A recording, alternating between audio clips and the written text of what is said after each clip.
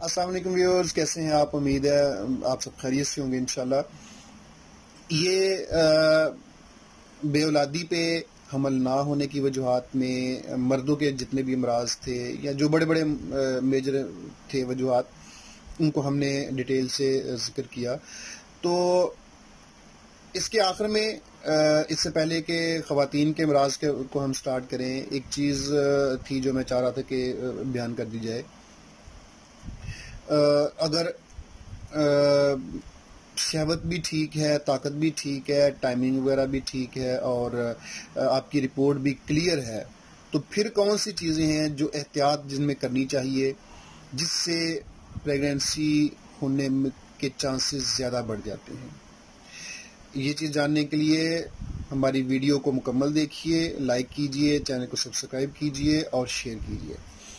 جی، تو اس میں چند چیزیں ایسی بھی دیکھنے میں آئی ہیں کہ اگر یہ ساری چیزیں ٹھیک ہوں اور عورت کو بھی کوئی مسئلہ نہ ہو، تو احتیاط کی یہ ضرورت ہے کہ میاں بیوی جب آپس میں ملیں تو اس کے بعد فوری طور پہ پیچھے نہیں ہٹنا چاہیے، مرد کو علیحدہ نہیں ہونا چاہیے۔ ایک تو یہ ہے کہ اوپر جو ہے کوئی کپڑا ہو، گرمیاں ہیں، گرمیوں میں اے سی کا استعمال نہ، اگر اے سی ہے تو پھر آپ اوپر کپڑا، کوئی چادر یا کوئی کمبل وغیرہ کوئی اس طرح کی چیز لیں، کیونکہ جسم میں ہیٹ ہوتی ہے، اس وقت اگر کوئی ٹھنڈک لگ جائے جسم کو، پٹھوں کو، تو درد ہونے کا خدشہ ہے اور کمزوری ہونے کا خدشہ ہے۔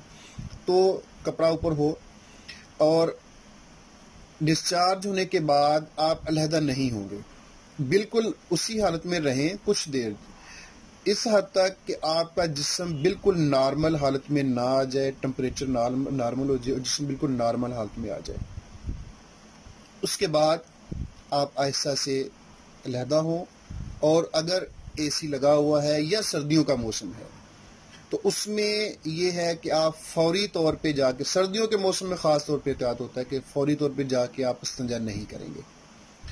گرمیوں میں مشکل نہیں ہے، گرمیوں میں آپ جا کے استنجا کر سکتے ہیں، وہ بھی یہ ہے احتیاط کہ سب سے پہلے ہاتھ گیلا کر کے پھر اس سے استنجا کریں۔ آپ سب سے پہلے پیشاب کریں، اس کے بعد استنجا کریں۔ پیشاب کرنے میں یہ حکمت ہے کہ اگر کوئی پیشاب کی نالی میں کوئی منی کا کوئی قطرہ یا کوئی رہ گیا ہے تو پیشاب کرنے سے وہ اچھے سے صاف ہو جائے گی اور اس کے بعد آپ استنجا کر سکتے ہیں۔ تو اس طرح کرنے سے چانسز بڑھ جاتے ہیں۔ اور دوسرا یہ ہے کہ جو وائف ہے آپ کی، وہ فوری طور پہ وہ بھی نہ اٹھے، وہ اسی حالت میں رہے، لیٹی رہے، اوپر کوئی کپڑا وغیرہ لے کے، اور دائیں کروٹ کم از کم 4 سے 5 منٹ تک جو ہے وہ لیٹے۔ اس سے جو ہے وہ پریگننسی ہونے کے چانسز بڑھ جاتے ہیں، اور ساتھ میں جو میل بیبی ہے اس کے چانسز بڑھ جاتے ہیں۔ تو یہ تھوڑی سی احتیاط تھی جو میرے ذہن میں تھی کہ میں آپ لوگوں کو شیئر کر دوں، آپ سب کو اس کی احتیاط کی بہت زیادہ ضرورت ہوتی ہے۔